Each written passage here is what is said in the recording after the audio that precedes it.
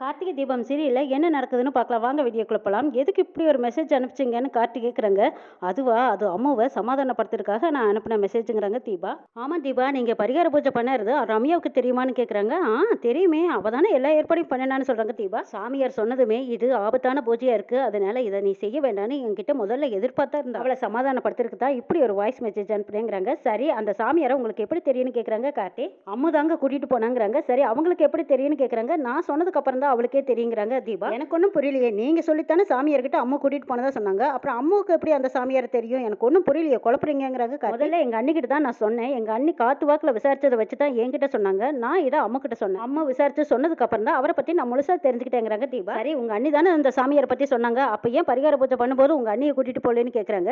இல்லங்க, சாமியார் தான் இந்த பரிகார பூஜை பண்ணனா இது யாருக்கும் தெரியக்கூடாதுன்னு சொன்னாரு. அப்படி சொன்னா இந்த பரிகார பூஜை பலிக்காதுன்னு சொன்னாரு. அதனாலதான் நான் அண்ணி கிட்ட கூட சொல்லாம போனேங்கிறாங்க தீபா. சரி, அந்த சாமியாரை பாக்குறதுக்கு எப்படி இருந்தாரு, ஏதாவது போட்டோ இருக்கான்னு கேக்குறாங்க. போட்டோவில் இல்லைங்க, மற்ற சாமியார் மாதிரி அவர் காவி ட்ரெஸ் எல்லாம் போடல, வெள்ளை ட்ரெஸ் தான் போட்டிருந்தாங்கன்னு சொல்றாங்க. எல்லாம் ரொம்ப சாந்தமா பேசினாரு, அப்புறம் அதட்டுற மாதிரி பேசினாரு. அப்புறம் கோவமா இந்த பரிகாரத்தை செய்யலைன்னா உங்க அத்தை செத்து போயிடுவாங்கன்னு சொன்னாங்க. அப்புறம் தான் இந்த பரிகார பூஜையே செய்யறதுக்கு நான் ஒத்துக்கிட்டேங்கிறாங்க. ஏங்க, இதனால ஏதாவது பிரச்சனையான்னு கேக்குறாங்க தீபா. இல்ல இதனால திரும்பவும் ஏதாவது பிரச்சனை வந்துடக்கூடாதுல்ல, அதனாலதான் நான் கேட்டேங்கிறாங்க கார்த்தி.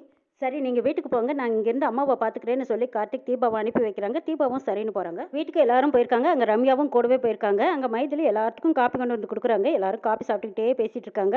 அப்பதான் அருணாச்சலம் டக்குன்னு ஒரு கேள்வியை கேட்குறாங்க. ரம்யா, உன்னைய பரிகாரம் பண்ண சொல்லி ஒரு சாமியார் சொன்னார்ல, அந்த சாமியார் இப்போ எங்க இருக்காருன்னு கேட்குறாங்க. இதை கேட்டதோ அப்படியே ரம்யா முகத்துல தீப்பொறி பறக்குது. எதுக்கு அங்க கேட்குறீங்கன்னு கேட்குறாங்க ரம்யா. அந்த சாமியார் பரிகார பூஜை பண்ண சொன்னதுனால நீயும் பரிகார பூஜை பண்ணிருக்க, நாச்சியாவும் பழச்சிட்டா, அதனால அந்த சாமியாரை வீட்டுக்கு கூட்டிட்டு வந்து மாலை மரியாதையெல்லாம் செய்யணுமில்ல, அதுக்காகத்தான் கேட்குறேங்கிறாங்க அருணாச்சலம். கூட்டிக்கிட்டு வா, அவர் இருக்கிற இடம் உனக்கு தெரியுமில்லங்கிறாங்க அருணாச்சலம். ஐயோ, என்னது இப்படி கேட்குறாருன்னு நினைக்கிறாங்க ரம்யா. ரம்யா, அந்த சாமியாரை நீ கூட்டிகிட்டு வா, இந்த ரியா இப்படியெல்லாம் ஏன் பண்ணனானு நம்ம குடும்பத்தில் தான் நிறைய பிரச்சனைகள் இருக்குதுல்ல, அது என்னன்னு தெரிஞ்சுக்கலாங்கிறாங்க மீனாட்சி. மறுபடியும் ஏதாவது பரிகாரம் சொன்னால் கூட நம்ம செய்யலாம்லங்கிறாங்க. ஐயோ, என்னது இவங்க எல்லாருமே சுற்றி சுற்றி அதே இடத்துல வந்து நிற்கிறாங்களே, சுற்றி சுற்றி சாமியாரையே அடிக்கிறாங்களே, நான் செட் பண்ண சாமியார்னு நான் எப்படி இவங்க கிட்ட சொல்ல முடியும்? என்ன ரம்யா யோசிக்கிற, சாமியாரை கூட்டிகிட்டு வர முடியாதான்னு மீனாட்சி கேட்குறாங்க. கூட்டிகிட்டு வரலாமேங்கிறாங்க ரம்யா. ஆமாம் ரம்யா, அந்த சாமியார் பற்றி உனக்கு எப்படி தெரியும்னு கேட்குறாங்க மைதிலி. அது வந்து ஆண்டி குணமாகணுங்கிறதுக்காக நான் தான் அவரை தேடி கண்டுபிடிச்சேங்கிறாங்க ரம்யா. அந்த சாமியாரை பத்தி நான் தானே தீபா கிட்ட சொன்னேன், அப்படி இருக்க நீ எப்படி கண்டுபிடிச்சின்னு கேட்குறாங்க மைதிலி. இன்னும் ரம்யாவுக்கு ஒரு சவுக்கடி விழுந்த மாதிரி, என்னடா இது இப்படி சொல்றாளேன்னு பாக்குறாங்க. இல்ல, தீபா சொல்லித்தான் கண்டுபிடிச்சேங்கிறாங்க. சரி, அந்த சாமியாரோட பேர் என்னன்னு சொல்லுங்கிறாங்க. சிசி பரமானந்த சாமியார்னு சொல்லி ஏதோ குட்ட விடுறாங்க ரம்யா. மைதிலிக்கு சந்தேகமாவே இருக்குது. என்னது, அந்த சாமியாருக்கு வேற ஒரு பேராச்சே, இவ என்னமோ வேற பேர் சொல்றாளே, அப்ப வேற என்னமோ நடந்திருக்குன்னு நினைக்கிறாங்க மைதிலி. ரம்யா, நாச்சியா குணமாகி வந்ததும் அவ கையாலேயே உனக்கு தங்க செயின் போட சொல்லணுங்கிறாங்க அருணாச்சலம். ஆமாப்பா, ரம்யாவுக்கு இன்னும் நம்ம அதிகமாகவே செய்யணுங்கிறாங்க ஆனந்த். ஆமாப்பா, ஒரே நாளில் செய்யணுங்கிறது இல்லையே, நம்ம மல்லக்கூட செய்யலாமேங்கிறாங்க அருணாச்சலம். ரம்யா, நான் இன்னொரு விஷயம் கூட கேள்விப்பட்டேங்கிறாங்க. என்னன்னு கேட்குறாங்க. ஆமா, கார்த்தி தான் உனக்கு பார்த்த முதல் மாப்பிள்ளையாமேன்னு கேட்குறாங்க. அங்கிள், யார் சொன்னது உங்ககிட்டன்னு கேட்குறாங்க ரம்யா. நாச்சியா தான் சொன்னா. நாச்சியாவும் மீனாட்சியும் உங்க வீட்டுக்கு வந்திருந்த போது உங்க அப்பா தான் சொன்னாங்களாமே. ஆமா அங்கிள், அப்பா தான் என்கிட்டயும் சொன்னாங்கன்னு சொல்றாங்க ரம்யா. நினைச்சு பார்க்கவே ஆச்சரியமா இருக்கு, நீ இந்த வீட்டுக்கு மருமகளா வந்திருக்க வேண்டியவ இப்ப தீபாவுக்கு ஃப்ரெண்டா வந்திருக்க. எப்பவே கல்யாணம் நடந்திருந்தா நீ கார்த்திக்கு ஒய்ஃபா வந்திருப்பீல, அது இந்த ஜென்மத்துல நடந்திருக்காதே மாமான்னு சொல்லிக்கிட்டு தீபா உள்ள வராங்க. நான் தான் அவருக்கு மனைவி ஆகணுங்கிறது கடவுள் போட்ட கணக்கு, அது யாராலும் மாற்ற முடியாதுங்கிறாங்க தீபா. அதனாலதான் நான் அவருக்கு மனைவியாகவும் இந்த வீட்டுக்கு மருமகளாகவும் இவளுக்கு நான் ஃப்ரெண்டாகவும் வந்திருக்கேன். இது கடவுள் போட்ட கணக்குங்கிறாங்க தீபா. ஆமா தீபா, கடவுள் போட்ட கணக்கை யாராலும் மாற்ற முடியாது. கார்த்திக்கு நீ தான் மனைவியா வரணும்னு கடவுள் போட்ட கணக்கு. நாச்சியா குணமாகி வந்ததும் நீ கழட்டி வச்ச தாலிய நாச்சியா கையால கொடுத்து அதை கார்த்தி கையில கொடுத்து உன் கழுத்துல கட்ட வச்ச ரம்யாவுக்கும் நாச்சியா கையாலேயே தங்க செயினும் போட வைக்கணும். உனக்கு தாலி, உன் ஃப்ரெண்டுக்கு செயின் போதுமான்னு கேட்குறாங்க அருணாச்சலம். தீபா, உனக்கு தாலி எனக்கு செயினா, இதை அப்படியே நான் மாத்தி கட்டுறேன் பாரு. எனக்கு தாலியாவும் உனக்கு செயினாவும் மாத்தி கட்டி நீ எனக்கு ஃப்ரெண்டா இருக்கணுங்கிறத விட நான் இந்த வீட்டுக்கு மருமகளா இருக்க போறேன்னா இல்லையான்னு பாருன்னு நினைக்கிறாங்க. எல்லாரும் காப்பி குடிச்சிட்டு வீட்டுல உட்கார்ந்துருக்காங்க. அப்பதான் கார்த்தி ரம்யாவுக்கு ஃபோன் பண்றாங்க. என்னது, கார்த்தி எதுக்கு கூப்பிடுறாரு அப்படின்னு போன் அட்டன் பண்றாங்க ரம்யா. ரம்யா, நான் ஒரு லொகேஷன் ஷேர் பண்றேன், அந்த இடத்துக்கு நீங்க வர முடியுமான்னு கேட்குறாங்க. இதோ இப்போ வந்துடுறேங்கிறாங்க ரம்யா. வச்சதுக்கு அப்புறமா ரம்யா அங்கிருந்து எல்லாத்துக்கிட்டையும் சொல்லிட்டு எனக்கு கொஞ்சம் வெளியில வேலை இருக்கு, நான் கிளம்புறேன்னு சொல்லிட்டு போறாங்க. மைதிலிக்கு சந்தேகமாவே இருக்கு, இவன் நிச்சயமா ஏடியோ மறைக்கிறான்னு நினைக்கிறாங்க. கார்த்தி சொன்ன இடத்துக்கு ரம்யா வந்துடுறாங்க. என்ன கார்த்தி, என்ன உடனே பார்க்கணும்னு சொன்னீங்களே, என்ன விஷயம்னு கேட்குறாங்க. உங்ககிட்ட சில விஷயம் பேசணும். தீபா செஞ்ச பரிகார விஷயம் எல்லாத்தையும் என்கிட்ட சொல்லிட்டாங்க. அந்த சாமியார்கிட்ட கூட்டிட்டு போனது நீங்க தானேன்னு கார்த்தி கேட்குறாங்க. ஆமா, நான் தான் கூட்டிட்டு போனேங்கிறாங்க ரம்யா. அப்போ தீபா பரிகார பூஜை பண்றது உங்களுக்கு முன்னாடியே தெரியுமில்ல, அப்ப ஏன் என்கிட்ட சொல்லுன்னு கேட்குறாங்க. தீபா உங்க வீட்டுல வீட்டில் இருக்காங்களான்னு கேட்டபோது கூட அந்த சாமியார் பற்றியோ தீபா பரிகார பூஜை பண்ணுறது பற்றியோ நீங்கள் எதுவுமே என்கிட்ட சொல்லலையே, ஏன் மறைச்சிங்க? கார்த்தி, உங்ககிட்ட நான் எதையுமே வேணும்னு மறைக்கல. அந்த சாமியார் மேட்டர் முடிஞ்சு போன விஷயம், அதனால நான் உங்ககிட்ட சொல்லணும்னு தோணல, சொல்லிங்கிறாங்க. நீங்கள் சொல்கிறது எனக்கு புரியல, புரியும்படி சொல்லுங்கன்னு கேட்குறாங்க கார்த்தி.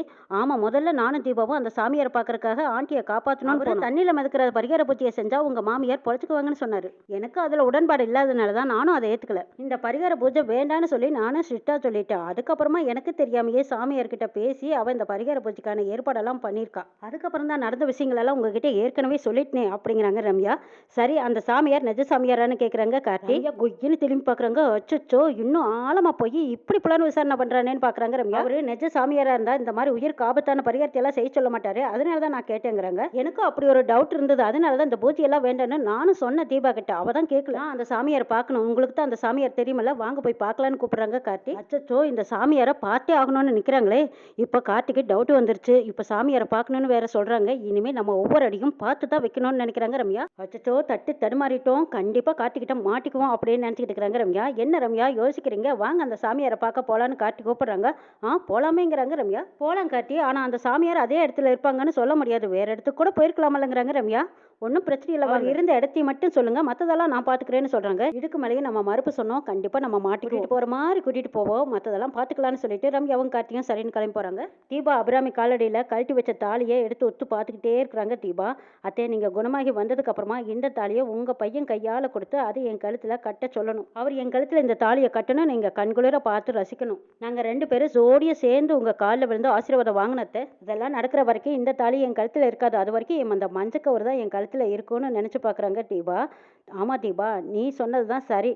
கடவுள் போட்ட கணக்கை யாராலும் மாற்ற முடியாது. கார்த்திக்கு மனைவியாகவும் நீ இந்த வீட்டுக்கு மருமகளாகவும் வரணும்னு இருக்கும்போது அது கடவுள் போட்ட கணக்கை யாராலுமே மாற்ற முடியாதுன்னு அருணாச்சலம் சொன்னதை நினச்சி பார்க்குறாங்க தீபா. நாச்சியா முன்னாடி கழட்டி வச்ச தாலியை கார்த்திக் கையால் கொடுத்து அதை அவ கையாலேயே எடுத்து கொடுத்து அது உன் காலத்தில் கட்ட சொல்லணும்னு அருணாச்சலம் சொன்னதை நினச்சி பார்த்த தீபா தாலியவே ஒத்து பார்க்குறாங்க. நாச்சியா குணமாகி வந்ததும் உனக்கு தாலியும் ரம்யாவுக்கு தங்க செயின்னு நான் போட வைக்கிறேங்கிறாங்க அருணாச்சலம். எல்லாம் நினச்சி பார்த்துக்கிட்டே தாலியை பார்த்துட்டு இருக்கிறாங்க தீபா. அங்கே தான் மீனாட்சியும் மைதிலியும் வர்றாங்க. இந்த தாலிக்கு தான் அங்கே ஒருத்தி அடி போட்டுட்டு இருக்கிறான்னு மைதிலிக்கு நல்லா புரிஞ்சு போச்சு.